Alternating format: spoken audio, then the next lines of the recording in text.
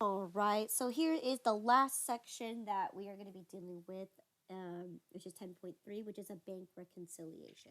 Okay, so again, more money that we're going to be looking at. This time, we're going to be looking at our bank.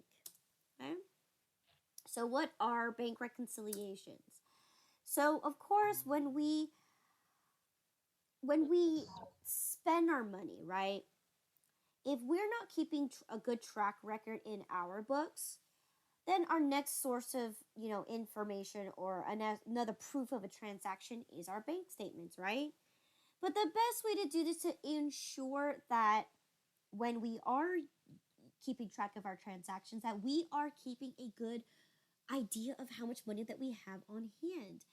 Because if we're going to be relying on our bank statement to tell us how much money that we have, that's not a very good way of doing business, right?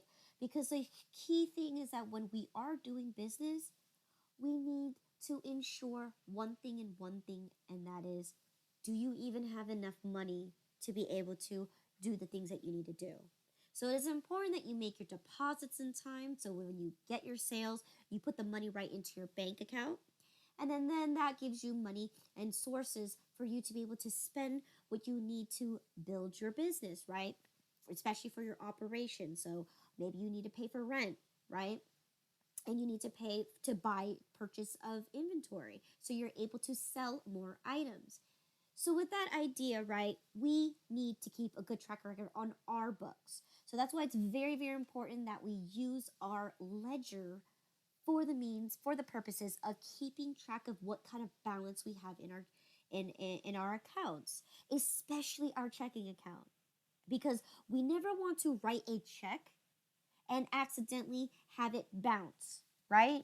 And you definitely don't want to also assume that because a check didn't clear, oh, I have money.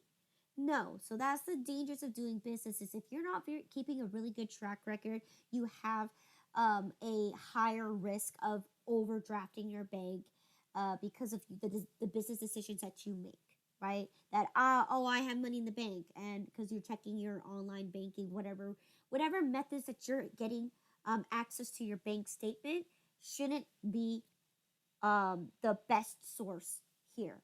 But it is proof that a transaction has occurred, right? Is that your bank statement also is keeping a good track record for you. But however, when we do spend our money, it's easy to spend, and not keep track of it. So that is exactly why we need to do a bank reconciliation because here's the idea, right? Every time we use some kind of form of money, right? Especially when we write checks. We've already talked about this in petty cash, right? Checks have a holding value, and the amount that you write on it is what's also important because it depends on who is receiving this check. Now, if it has a 6 month holding period from the date that you have written this check, is what's going to hurt you the most. Why? Some businesses, right, when they receive their checks, they do diligence and they submit it into their bank account and it's get taken out from your bank immediately. Some of them wait till the end of the week to cash out all of or deposit all their checks, right?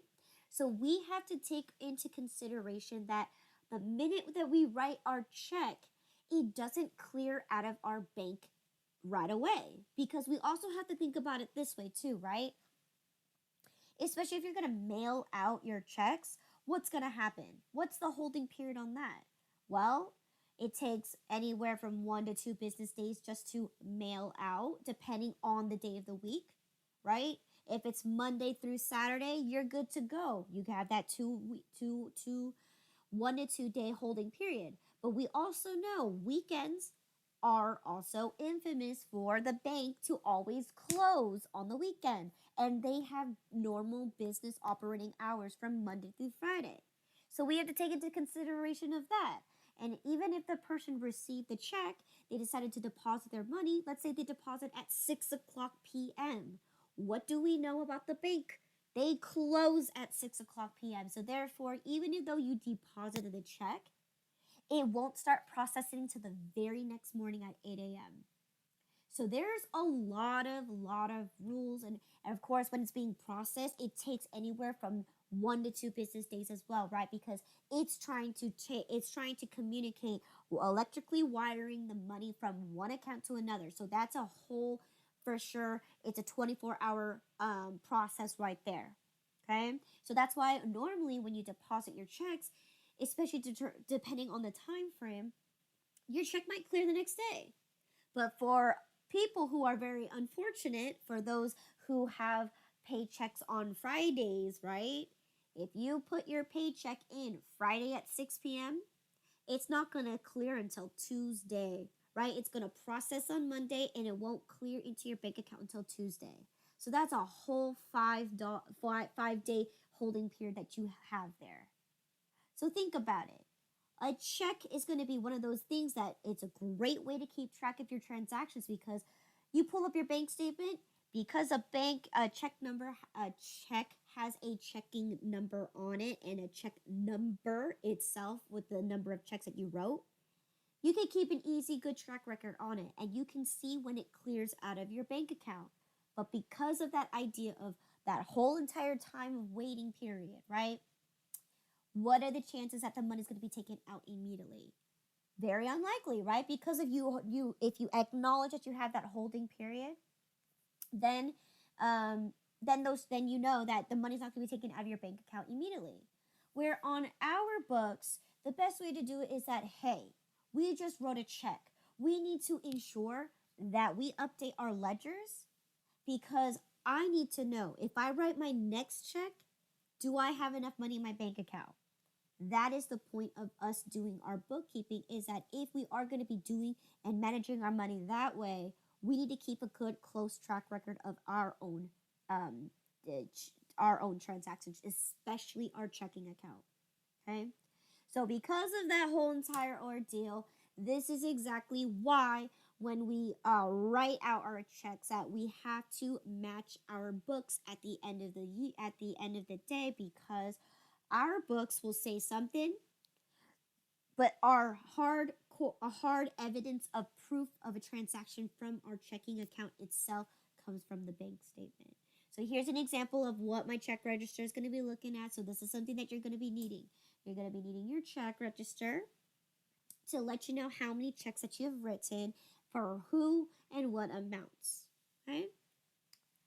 And this is going to be also a way for you to keep track record of the checks that you've written, because again, when you do utilize your check register, right? If you're writing a manual check, right? If you guys remember, you get the checkbook, right? And then you get this extra little flap on the top of your checkbook that allows you to record what checks you have written and so on and so forth, right? That is your check register right there, right? But for us, we can have our check register in any kind of format, right? So we can keep track of how many checks that we wrote, especially if we have to void them, we have to trash them. Any reasons that we make a mistake in our checks and we have to confirm that, at least we're keeping a good track record of our checkbook, saying that, okay, these are the checks that I wrote in this exact order. Okay? So then that way you don't have any errors in between. Okay? And of course, you're going to be needing your bank statement. Now, your bank statement's going to have a lot of information. So again, as we've mentioned before, your bank statement's going to hold a time frame. Usually, they are given at the end of every single month. So they tell you what your transactions began with in the beginning of the month and what they are at the till the very end. So they're doing monthly statements for you to make sure that for this month, this is how much money that you've either spent or how much money you deposited, and so much and so forth, right? Now, business banks accounts, they do get charged service charges. So again, because they're using the bank to be able to collect money for the business and so on and so forth, right? Maybe we're using them to print out our checks and so on and so forth, right? So again, if you're using the bank for any reason, they will be charging you a service charge for that. Any other extra fees and charges, We all know you overdraft your bank, what's going to happen? Boom, you get an overdraft fee right there. Any check that you bounce, boom, you get a bounce check fee. There's so many charges that the bank can charge you for. So that's something that you also have to keep in mind, because remember, if you're keeping transactions on your end, the bank doesn't inform you. And that's the thing about the bank, is because they're thinking that you're keeping track of your bank account on the daily basis by either logging onto the website, going to the bank itself and getting statements, or knowing where your money's coming in and coming out. Especially with the feasibility of having mobile applications, right? You're able to access your online banking through your mobile app, right? Convenience, convenience, convenience. So they're assuming that you're going to be logging into your account all the time, and that you should be aware of these rules. And once you either wrote a bad check because you didn't have enough money, you overdrafted your bank account because you pulled too much money out, whatever reason, they think that you can get the notification immediately. Especially now that you can also, if you do use online mobile apping for your bank, you can set up notifications, okay, that can alert you when a transaction has done something to your bank. So, for instance, right, Bank of America, you overdraft your bank, they ding you and let you know, saying, hey, we'll give you a 24-hour holding period for you to put money in your bank account because you have overdrafted. If you don't, we're going to charge you that overdraft fee. And that overdraft fee is no joke. They will charge you every single day if your account is overdrafted. So not only are you accruing much more fees after that, that is something that you are supposed to keep in mind and keep a track of, right? But we don't do that on our books, right? We won't know that until the bank officially sends us a bank statement, and that's where we have to do our adjustments. Other things too is, right, remember we talked about if you choose to have your money collected via credit card, that's called an auto clearinghouse. So ACH for short, because you're using a electronic way to transfer the money and collect it. You're using an auto clearing house. Okay, do not confuse an auto clearing house with an EFT, because an EFT is where you're directly transferring from bank account to bank account. Okay, so that's, remember we talked about EFTs. EFTs are electronic funds transfer. So if I'm using Zelle to transfer money from my bank account to someone else's bank account, that's an EFT. An auto clearing house is when you use the bank to collect the money from all of your customers via credit card, via however they're paying online. If they pay online, where's the money go? If they're paying with their credit card, it's directly wired to your bank account, right? That is auto clearinghouse. And of course, if we have payment plans, we can also use the bank to collect interest on top of that, right? Because we can charge our customers a convenience charge for paying me in increments, right? We can charge interest. Just like how credit cards can charge us interest, we also have that capability to do that as well, if you are allowing to that opportunity to allow your customers to make payment plans to you. Okay? So those are things that you're going to normally see. And then again, of course, you're going to have your list of all your transactions, right? All the money that you have written out checks for, so that's money going out, and all the monies that you deposited into your checking account, that's also going to be on there as well. So again, a bank statement is a very powerful tool, because again, it is basically your place to generate all the money that you need, okay? Or put all your money that you need, that allows you to either add money or spend money. Okay? And of course, we also need to make sure that we have our cash ledger, or whatever it is, checking ledger, whatever you call it, it's a ledger. This is in your books. Okay, so remember, when we journalize, we have our ledgers, right? Our general ledger. Our general ledger is going to contain all of the transactions that we recorded in our journal, but this time it gives us our account balance at the end of every single transaction. So if I deposited money into my bank account, it should show that I have a positive balance. If I wrote a check out, it's going to subtract it out. So as you can see, all of these, right, are my account balances that I'm keeping a track record of everything that I'm doing that is in regards to my checking account. So if I'm depositing money, boom, it's increasing. If I'm writing a check out, it's decreasing. Okay? So this is the one that we are in charge of by keeping our track records on our side. Okay? So how does a bank reconciliation actually work? Well, in this case, the ultimate goal is you are going to be comparing your books to the bank's books. Okay? Because the bank, like we've mentioned, right? The bank is keeping track on their side, but you also are also keeping a track record on your end. Okay?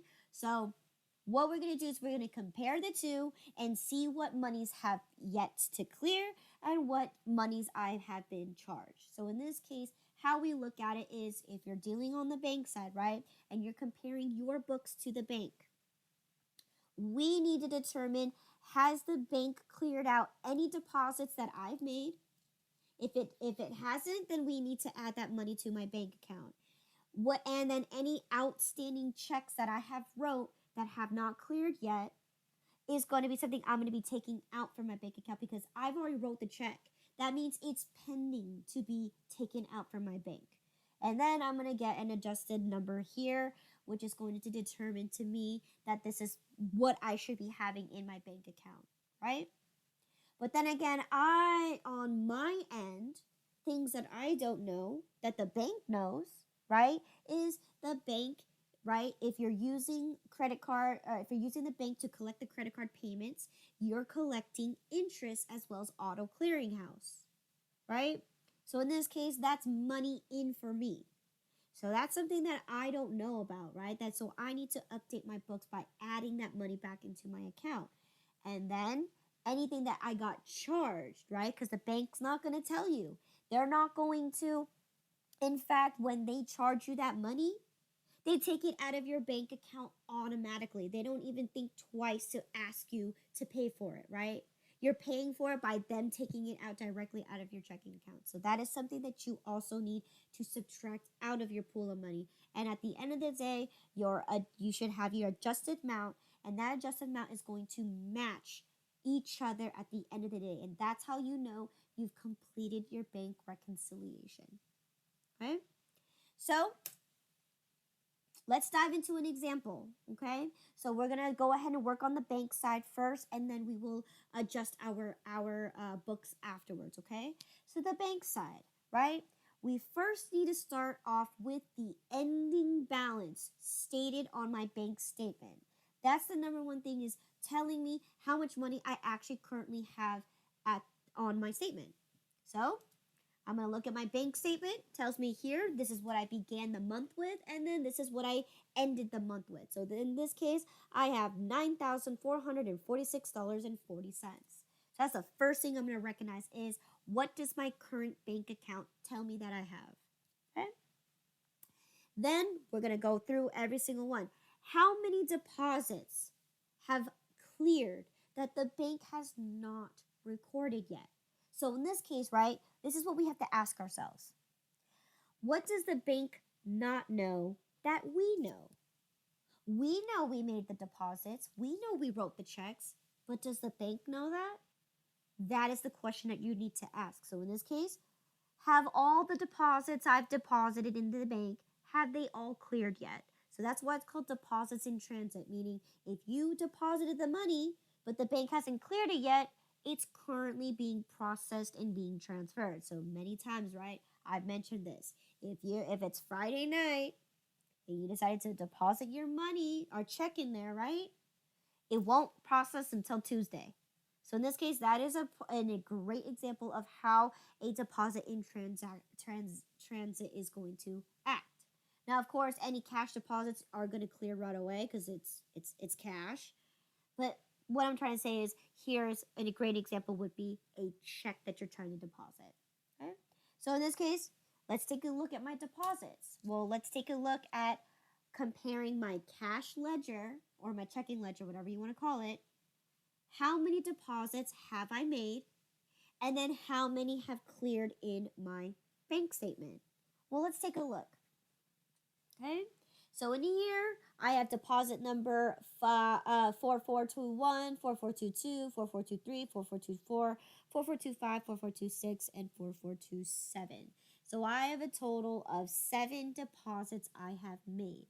Now, let's compare. Did those deposits go through in my bank statement? In this case, let's take a look.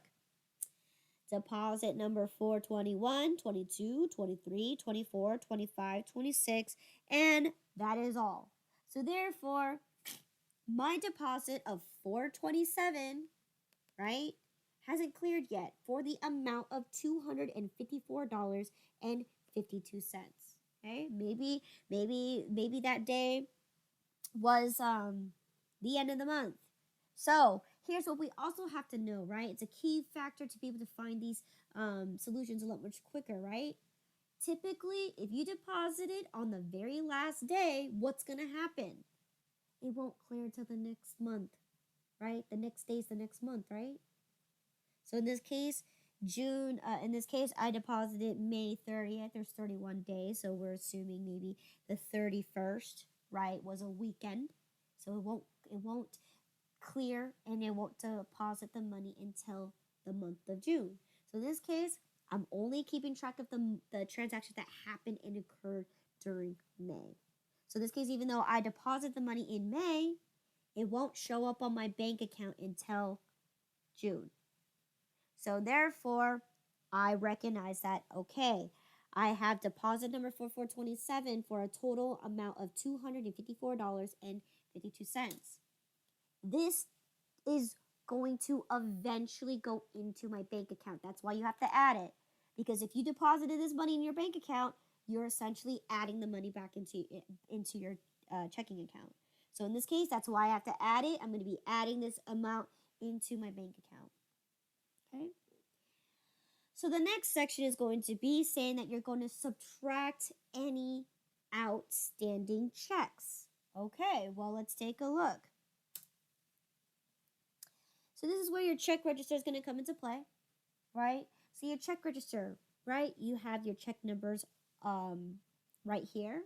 So in this case, I have check number 125, 26, 27, 28, 29, 30, 31, 32, and 33.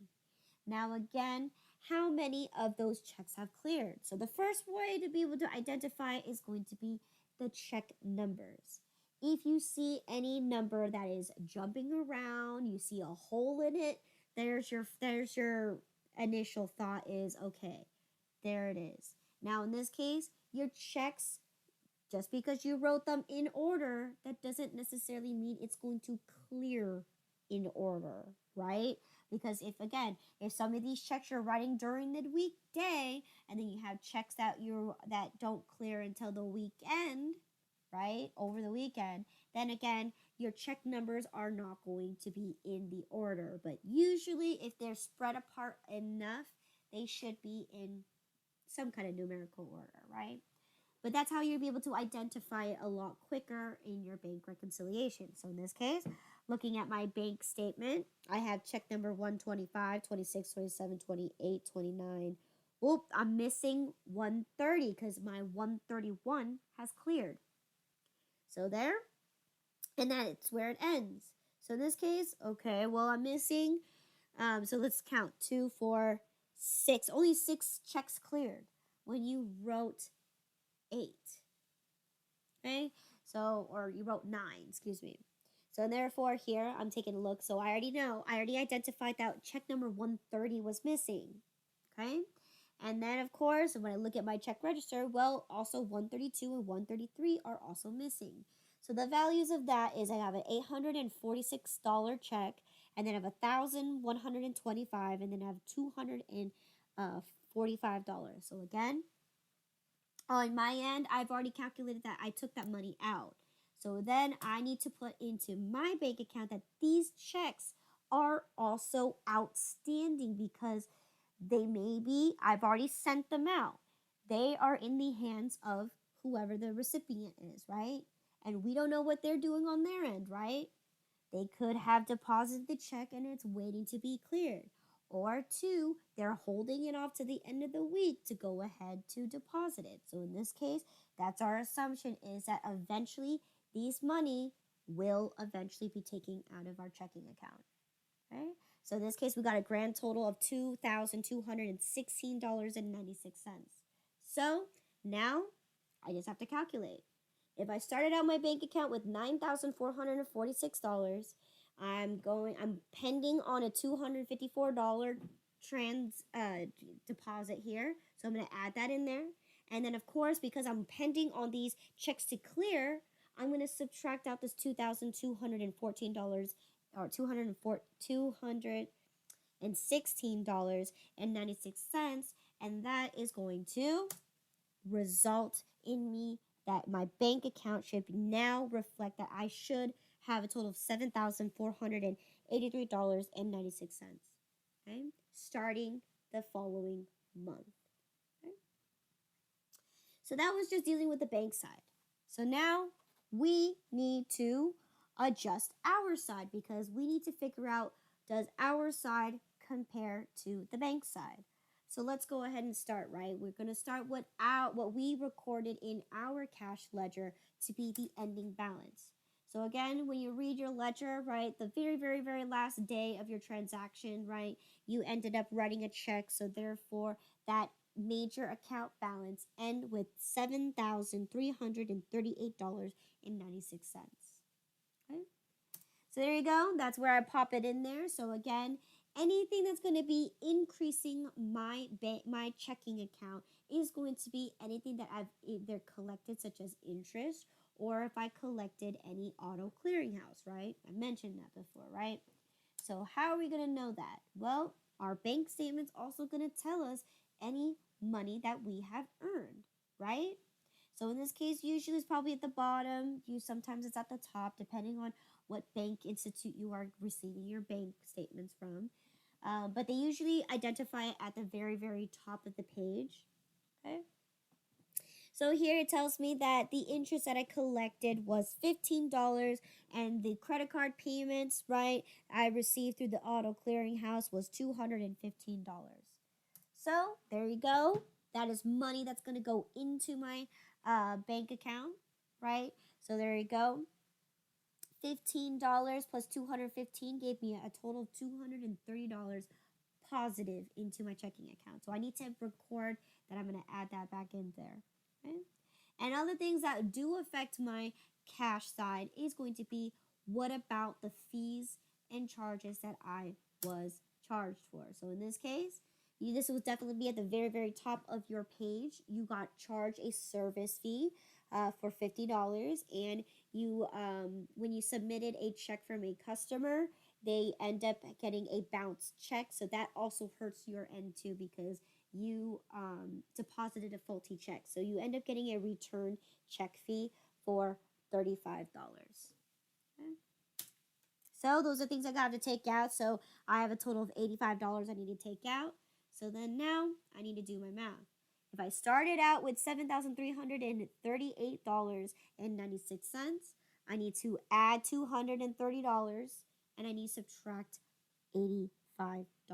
And I get $7,483.96. And guess what?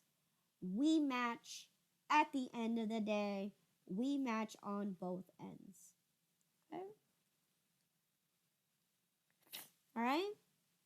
So this is a good sign, because now when we start our new cycle, right, or usually for this one, you should do it on the monthly. Okay, you don't want to wait too long because it's your checking account. So that's also something that you need to keep a rule of thumb in mind. Okay, so in this case, I have to do this adjustment at the end of every month.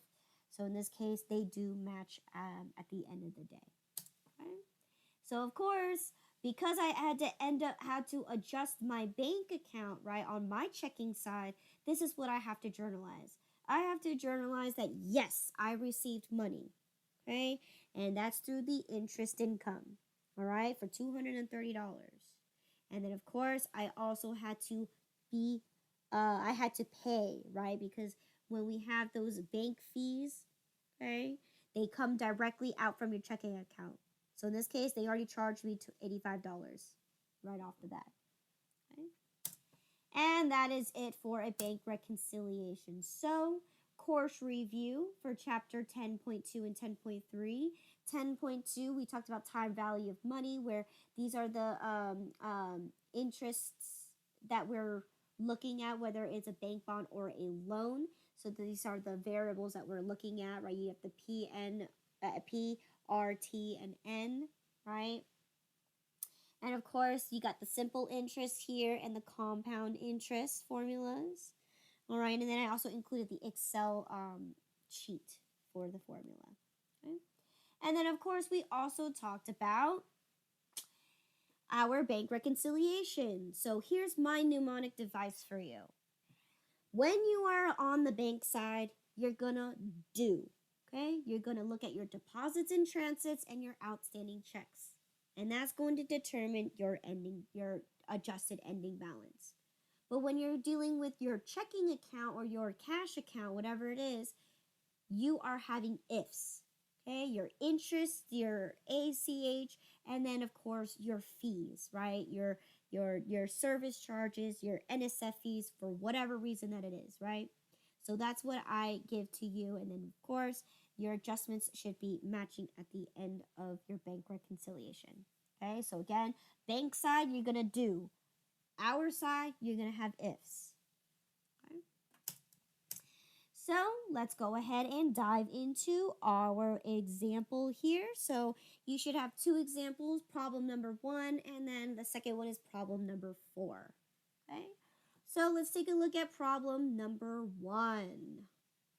Okay, so here you have a few copies of checks. This is just so then when you do actually do your bank reconciliation, you do have a copy of your checks in case something is wrong with them. Okay, here's a copy of your bank statement, okay, as well as a copy of your checking ledger or cash ledger, as well as your check register and your deposit slips. Okay, and of course, here's your table for you to be able to do your adjustments. So, which side do you want to do first, the bank side or our side? Bank side. Bank side, okay? So let's start off. We need to know what my ending balance is in my bank account. So bank statement first. So here's your bank statement. What is the total amount that's currently in my bank account at the end of August? 1,055. 1,055. So again, I'm going to highlight this so you guys are aware of where these numbers are deriving from, okay? So I have $1,055. Okay, so, all right, so what do I need to add in my bank account? Any checks deposited? Okay, good. Any checks deposited, so deposits in transit. So in this case, here's my little window for all my deposits I've made. So in this case, this is all the money I've collected on the left, and then these are the ones I actually deposited into my bank account. So in this case, I deposited on August 4th for $100. I deposited on August 11th for $350. I deposited on August 18th for $400. And I deposited on August 25th for $225. And I deposited on August 30th for $30. Okay, so I have 1, 2, 3, 4, 5. 5 total deposits. So let's take a look at my bank statement. How many of those deposits actually cleared? 4. 4. Now we identified that we had, so now that you know that there's 4, which one is the one I'm missing? Well, we know that our first deposit of $100 is there. Our second deposit of $350 is there. Our third deposit of $400 is there. And then our last deposit was $225, which cleared. So in this case, I have one more that hasn't cleared. And how much is that? $30. It's for $30. Okay, $30. So here we are. So I know that my deposit on 8/30 did not clear for $30. Okay. What do I need to subtract out of my bank account? Checks you paid out. Checks you have paid out. So let's take a look. Here's my check register. How many checks have I written out in grand total? 1, 2, 3, 4, 5, 6, 7, 8. How many? 8. You have a total of 8. Okay, starting from 101 all the way to 108. So let's see. Let's take a look at my bank statement. Which one has cleared?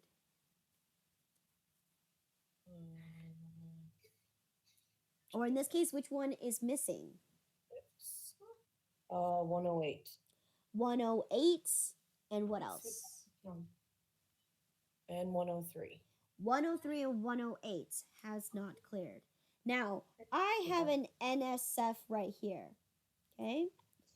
What this tells me is that I didn't have enough money in my bank account. However, this right here only represents one thing. Because did I get charged for that? Yes, I did, because I didn't have enough money in the bank.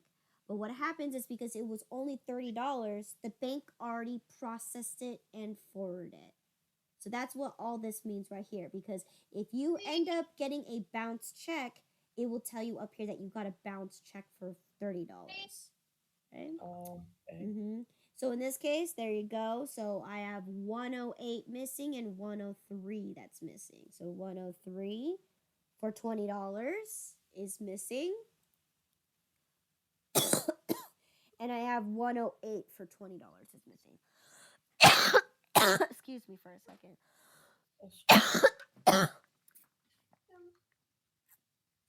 What's up, Adam? Okay, so there you go.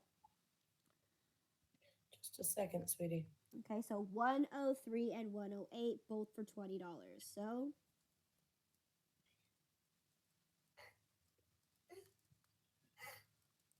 So how much am I going to be taking out from my bank account? 40. $40. So let's do our math. Okay, if I started out with $10.55, I need to add $30 into my bank account, and I need to subtract $40 from my outstanding checks. 10:45. 10:45. Okay? That doesn't mean you're done here, right? We need to check and verify, does my cash side also match? So in this case, cash. I'm on my ledger now. How much did I record in my books? How much money I have left over? So here's my check, here's my cash ledger. $775. I have $775, right? Because that's the end of the last transaction I did for $775. Let me highlight that, sorry.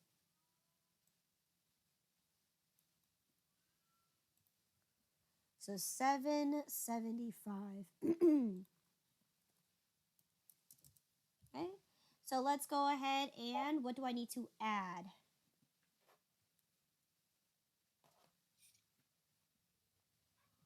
On our end.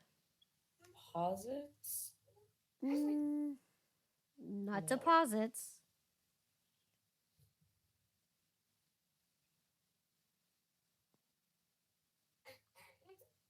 You're all right. The cleared checks? Not cleared checks.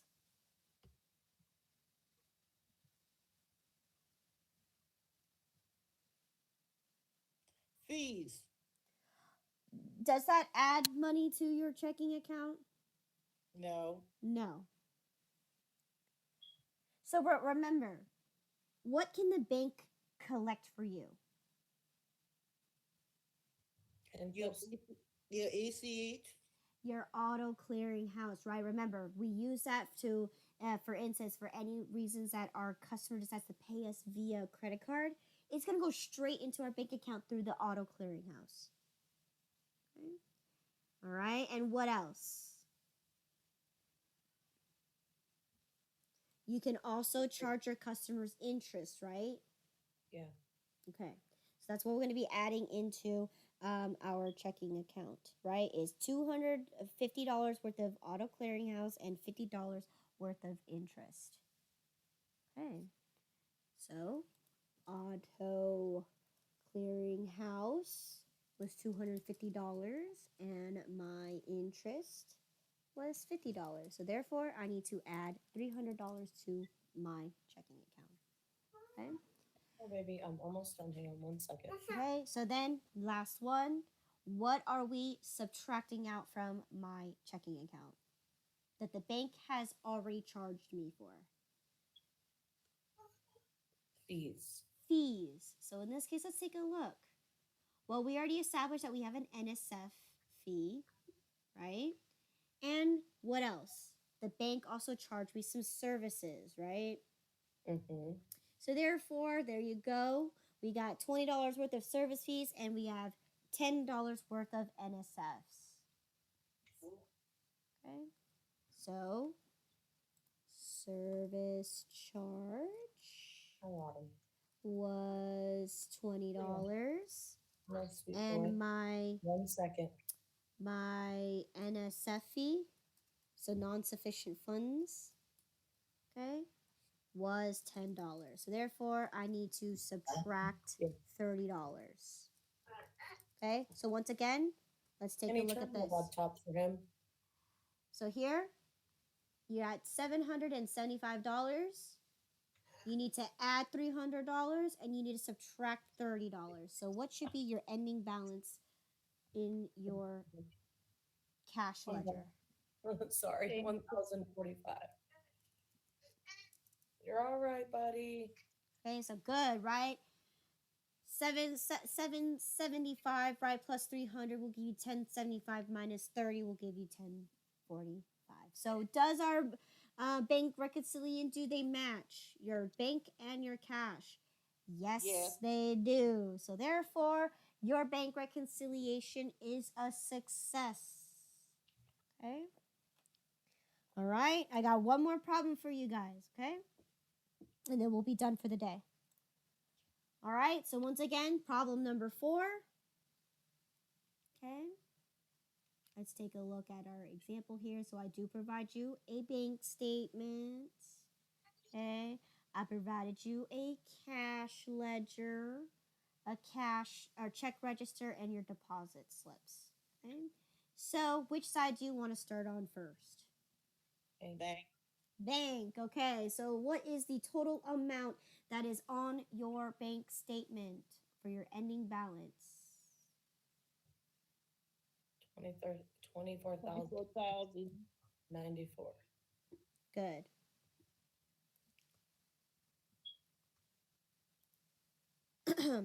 24,594.72. 24,594.72.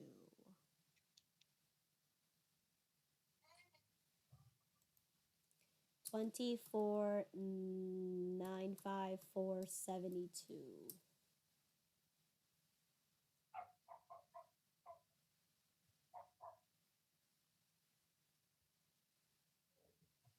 Oh, 594.72.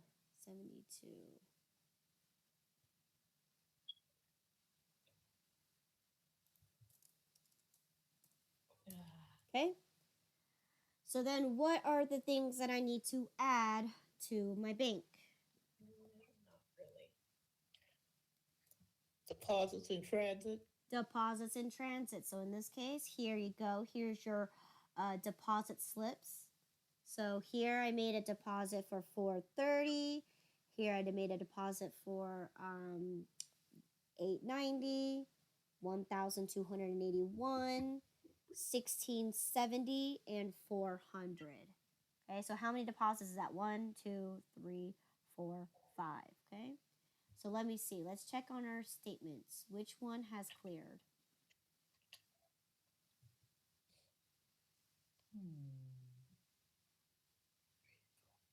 430, 800, the 1281, and the 1670. Good. So which one is missing?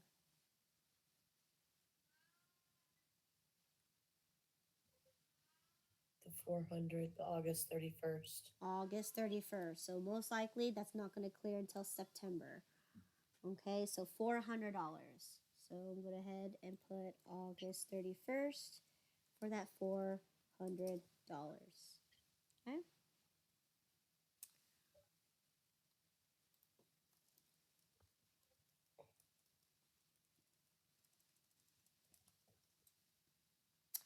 So then let's see what's next.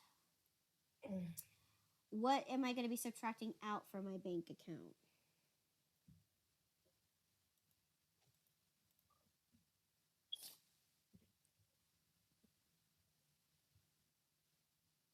What am I going to be subtracting out from my bank account?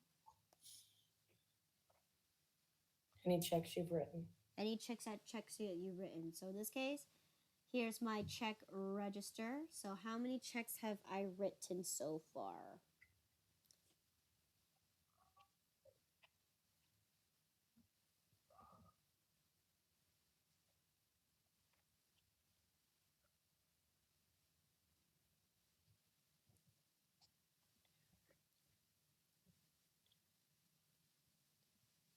What we got? Okay, we've got 11 checks, right? So let's take a look at my bank statement. How many of those checks have cleared?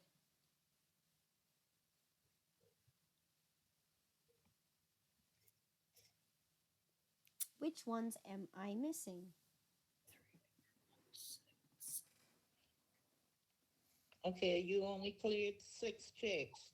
Okay, so I'm missing 5, right? 875, 878. Okay, so let's take a look. Did my check 846 clear? No. No. No, that one, we didn't see that one at all. Okay. Okay, 72, 73, 74. Did my check 875 clear? No. No, No. because we were missing that one. Okay. 76, 77, 78. 8 is missing. 78 Right, okay. was missing. Okay, what else was missing? 80 and 81. 80 and 81 was missing. Okay, so let's verify here. So 77, 79. Okay, so good. So here we have the exact 5 checks that we're missing here. So we got 846 for $320.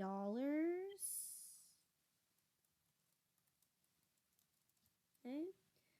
We have check number 875 for $49.21.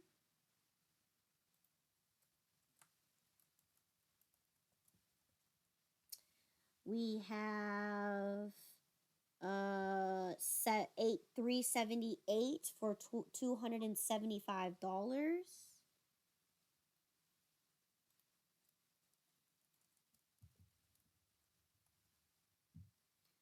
And then we have 380 or sorry 880 880 for 401 and then 881 for $106.50. So 401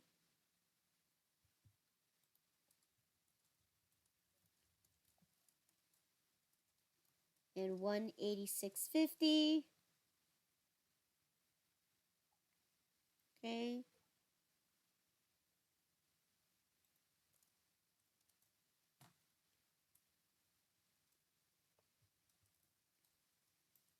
So how much do I need to subtract in grand total? 1231.71. Okay. So let's do the math. Okay. If I started my bank account with $24,594.72, I need to add $400 to my bank account. and I need to subtract 1231.71. So what's my ending balance now? Oh.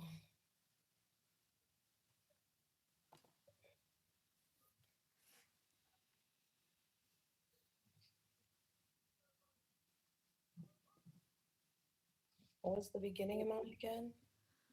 24,594.72.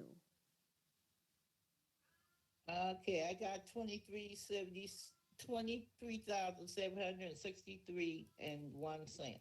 Me too. Awesome. Okay, that doesn't mean we're done here because we need to compare our cash side. So, how much money have I recorded in my cash ledger at the end of August? So here's your cash ledger. 23,995.79.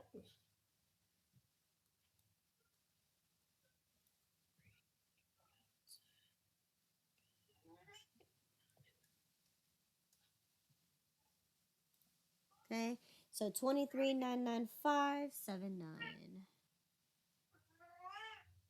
So 23,995.79 is what I have in my checking. So 23,995.79. Okay. What do I need to add to my checking? Or in this case, on my side. Your ACH? Your ACH. So let's take a look on my bank statement. How much ACH have I collected and how much interest have I collected? So in this case, I've collected $550 through ACH and I charge a total of $1,237.22 worth of interest. Okay, so 5,550 and then 1237.22.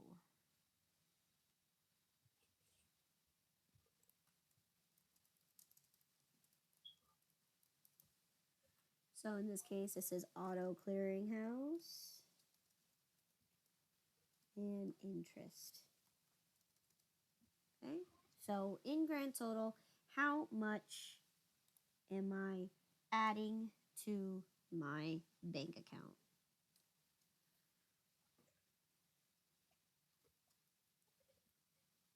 $25,783.01. Okay, don't add it yet. What's my total? What's my total interest? Is what I'm asking. Oh. 1787. In 22. Good. Mm-hmm. Sorry, let me fix this because I wrote my stuff in the wrong boxes. Okay, there we go.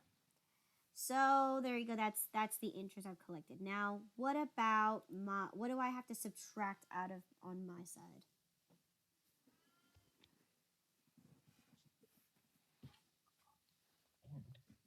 Anything you pay. Yep, anything that such as fees, right? So let's take a look. Bank account. What are my fees? Oh, I incurred a lot. I end up incurring a service charge for $50. I end up getting a return check fee. So I deposited a check that was faulty. So that's $10 charge. And I end up getting that check returned for $850. So in this case, that is all taken out from my checking account. So I'm going to go ahead and record. That's $910. Okay, so 50, 10, and 850. 910. Just give me a second. So we got 50 for service, 10 for the return check fee, and 850 for the return for a total of $910. Okay. So what should be my adjusted balance?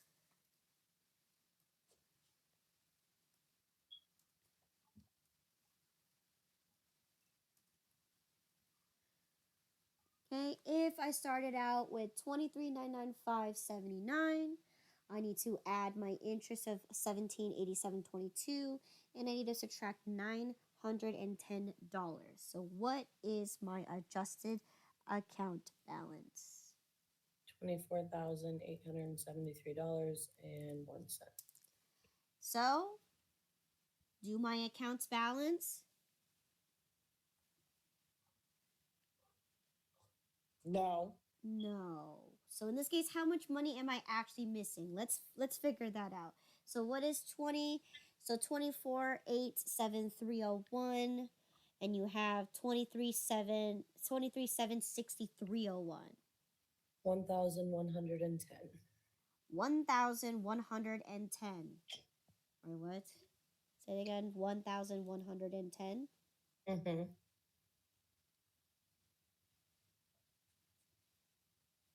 Okay, 1,110.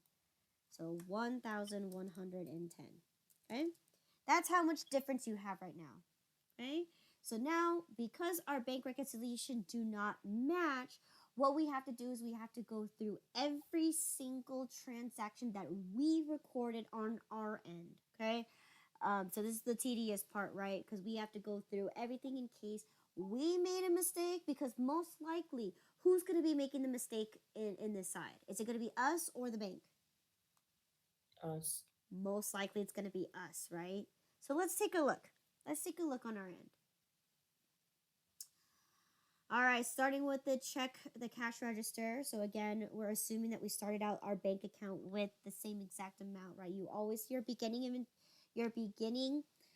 amount will always be the same as your bank statement. So in this case, if you're going to start out with $20,726.50, right?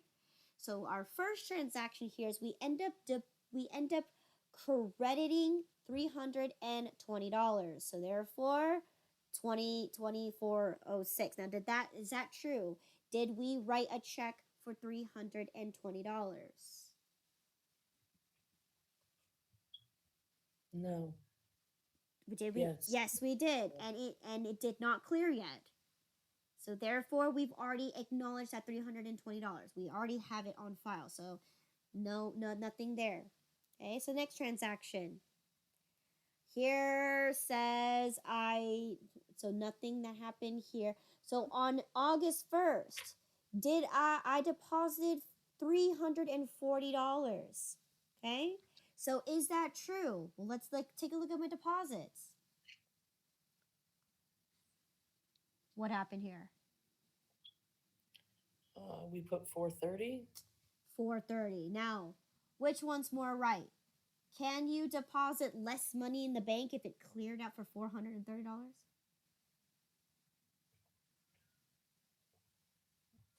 So the bank says you deposited $430. Okay. So in this case, who's missing money? Me or the bank? We are. We are. So in this case, how much money is the difference between 340 and 430?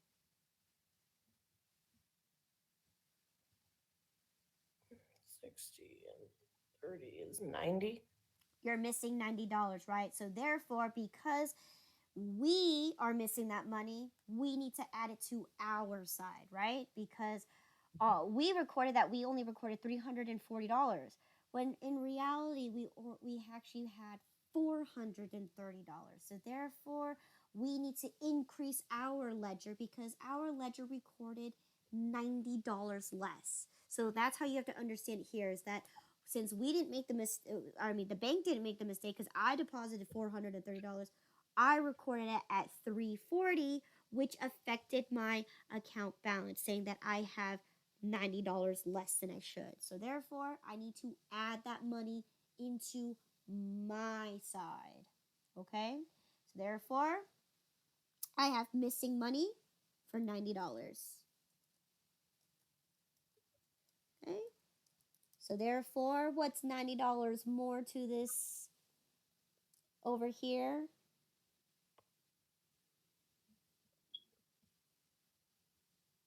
think the numbers are switched over. So it's now 87. Okay. Is that right? Can someone calculate that? So 78, right? 78 plus 90. Yeah, 1877.22. Yes, there you go. 1877.22. So therefore, let's go ahead and add that $90 in there just so that we can figure out what the next mistake is. Okay, so right now, what is my new account balance now?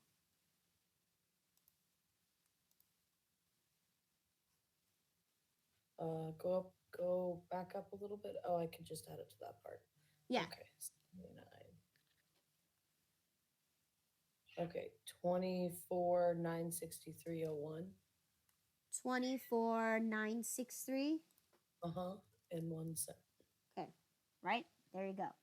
So in this case, that put me $90 forward. So now I have a difference of 1,200 now, right? So okay, so that's not good. Now I'm missing more money. So let's continue. Let's continue on. Okay. So that I'm so far I'm already found my first mistake right here, that 340, which means I need to add that money back into my checking account. Now in this case, did I write a check for $50? Yes, I did. Yes. Okay. And that cleared because we already validated that. Then I deposited $501. Did I record that $501? Yes, I did, but I didn't deposit that amount. I deposited and combined it with another one. So, did I also include that $389? Yes, Yes. you did. So therefore, I made that deposit for $890 is correct. Okay, so let's see what's next. We wrote a check for $150 and then wrote another check for $20. Is that true? Here's my check for $150 and here's my check for $20. So yes, we did indeed write those checks. Okay, so now we are on August 16. I deposited $431. Okay, let's see, is that true?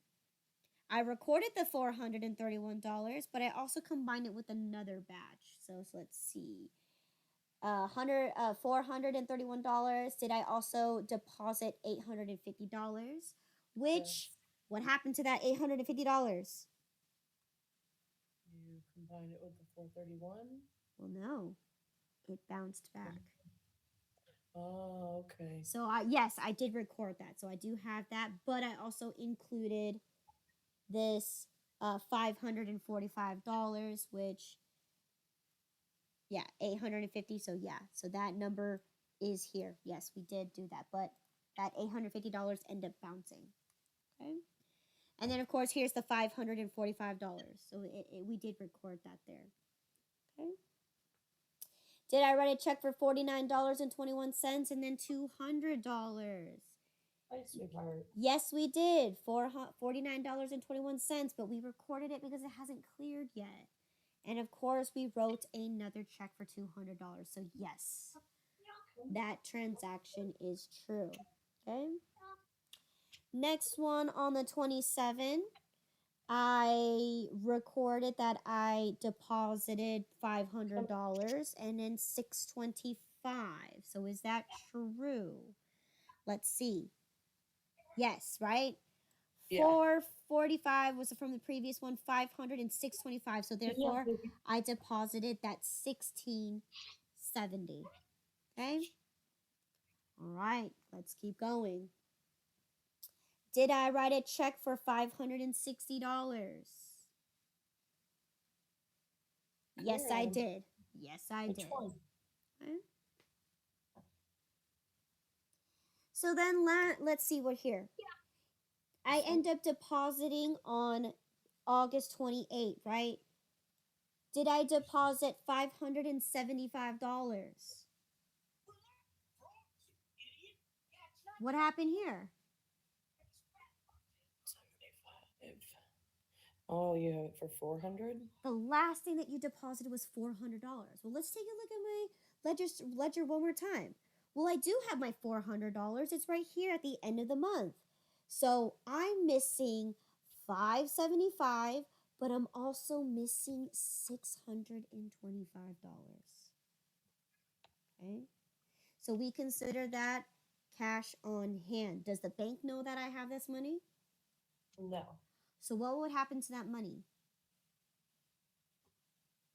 Eventually, I will deposit. Yes, Oh, eventually I will deposit that money. So in this case, we could say missing deposit, right?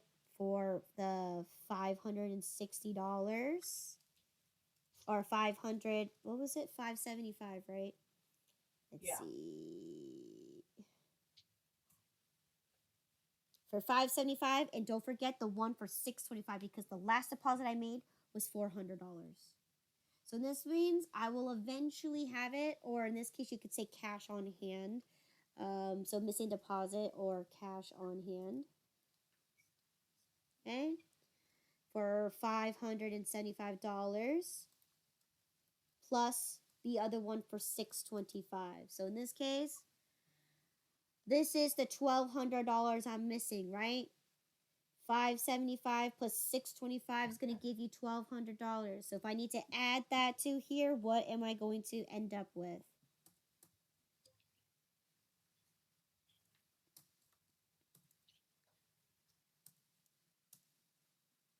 You're missing $1,200. So that's going to bring your value up to the 24,963.01. So then now you're missing $0. Okay? So, any questions in regards to a bank reconciliation?